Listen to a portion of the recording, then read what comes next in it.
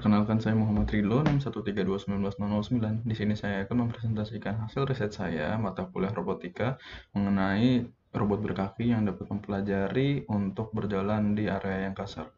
Sebelum saya melanjutkan untuk ke produknya, terlebih dahulu saya menjelaskan mengenai definisi area kasar itu sendiri yang dilakukan dan dibahas pada artikel ini. Pada artikel ini, ide mengenai robot berkaki didatangkan dari sebuah perlombaan internasional yang tujuannya adalah untuk beroperasi ataupun melewati underground tunnel atau area bawah tanah, di mana banyak sekali rintangan-rintangannya yang direpresentasikan pada beberapa gambar berikut, seperti misalnya reflective ground, deep snow, overhanging objects, boundary obstacles, post estimation drift, dan juga occlusion.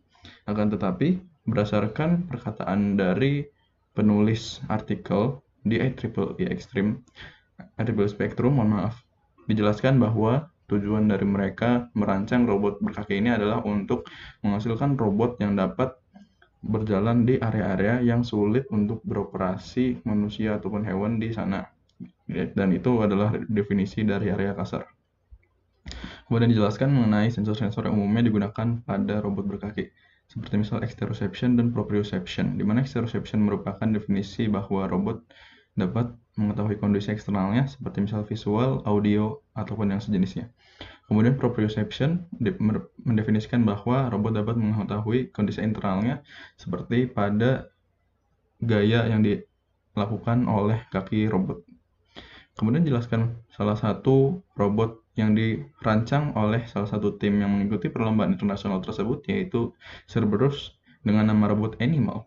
Animal merupakan robot berkaki 4 yang dapat beroperasi di area bawah tanah dengan 3 fitur utamanya, yaitu Attention-Based Recurrent Encoder, kemudian Robust to Slippery Surface, dan Resist External Disturbance, yang berarti bahwa robot ini dapat beroperasi dengan benar-benar mengetahui kondisi di sekitarnya, baik itu obstacle ataupun hanya area di sekelilingnya, seperti tangga ataupun rumputan ataupun area tanjakan.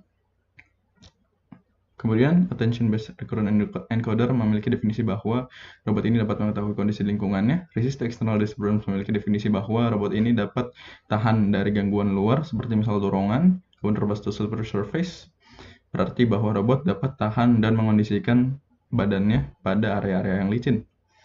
Dan mengapa robot ini bisa melakukan ketiga hal tersebut sebagai fitur utamanya? Hal ini disebabkan karena robot ini memiliki integrasi antara exteroception dan proprioception, di mana robot ini dapat mempelajari, memiliki algoritma deep learning yang dapat mengetahui kondisi lingkungan dan menyesuaikan gerakannya terhadap lingkungan di sekitarnya. Dan berikut ditampilkan diagram yang menjelaskan mengapa robot ini dapat bergerak demikian. Dapat dilihat bahwa terdapat blok RNN, di mana berarti bahwa Recurrent Neural Network, yang berarti bahwa robot dapat belajar ataupun diajarkan untuk benar-benar mempelajari kondisi lingkungannya dan obstacle di depannya. Seperti misal ada area tanjakan, di mana robot ini dapat benar-benar menyesuaikan antara proprioception dan exteroception-nya, kemudian masuk ke algoritma neural network, dan di sanalah robot ini dapat belajar dan menyesuaikan hal tersebut. Di sini ada layer-layer yang digunakan, serta terdapat gate yang menentukan bahwa robot antara menentukan untuk memaksimalkan exteroception maupun proprioception-nya. Dan berikut ditampilkan contoh kasus pada beberapa obstacle.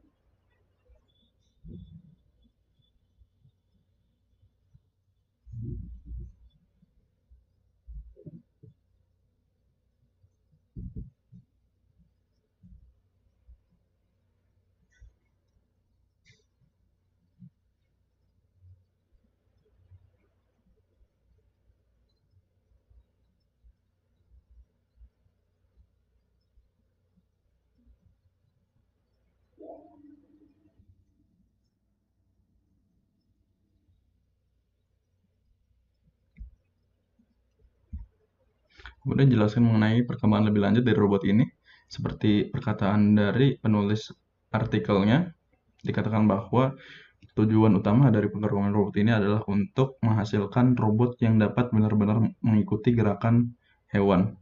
Sehingga perkembangan riset lebih lanjutnya adalah agar robot ini memiliki fitur-fitur yang lebih luas sehingga dapat memetakan peta dunia dalam bentuk 3D di otak robotnya yang dapat dipelajari dan memiliki fitur-fitur yang lebih jauh lagi seperti misal dapat melompat antara batuan ataupun dapat crawling di bawah obstacle-obstacle. Kemudian dijelaskan mengenai fitur atau perkembangan lebih lanjut dari animal ini di salah satu industri dan dapat digunakan di beberapa industri seperti misal oil and gas, aviation, energy, chemical, dan mining and minerals. Apa ini robot ini apa sih sebenarnya? Robot ini adalah robot inspektor di mana dia dapat melakukan inspeksi di mesin-mesin pada area-area yang berbahaya ataupun pada alat-alat di area yang sulit untuk dilalui oleh manusia dan manusia beroperasi di sana.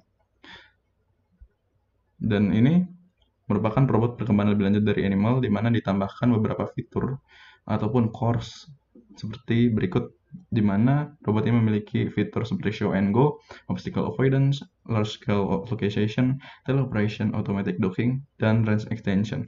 Show and go berarti bahwa robot ini dapat diajarkan oleh operator di mana hanya cukup satu kali pelajaran atau learning dari robot ini, dan kemudian robot ini dapat langsung bereaksi dan beroperasi untuk mengetahui inspeksi dari mesin-mesin. Kemudian cycle avoidance artinya bahwa robot ini dapat menghindar dari obstacle-obstacle di sekitarnya seperti misal obstacle operator ataupun teknisi yang melewat ataupun mesin-mesin di sekitar robot tersebut. Large scale localization artinya robot ini dapat menyesuaikan untuk beroperasi di area yang sempit ataupun yang luas. Teleoperation berarti bahwa robot ini dapat dikendalikan secara jauh. Kemudian automatic docking berarti bahwa robot ini dapat melakukan charging secara otomatis apabila baterai sudah lemah. Kemudian range extension berarti bahwa robot ini dapat melakukan perluasan area charging sehingga robot ini dapat melakukan pemilihan area charging yang paling dekat dengan lokasi robot. Sekian dari saya, Muhammad Ridlo. Terima kasih atas perhatiannya.